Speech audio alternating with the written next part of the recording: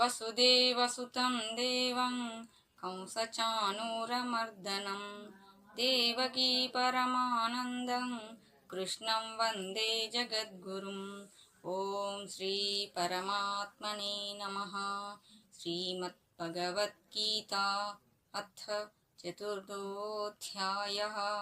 श्रीभगवानुवाच इमौ विवस्वते योगं प्रोक्तवानहमव्ययम् विवस्वान्मनवे प्राह मनुरिक्ष्वाकवे ब्रवीत्।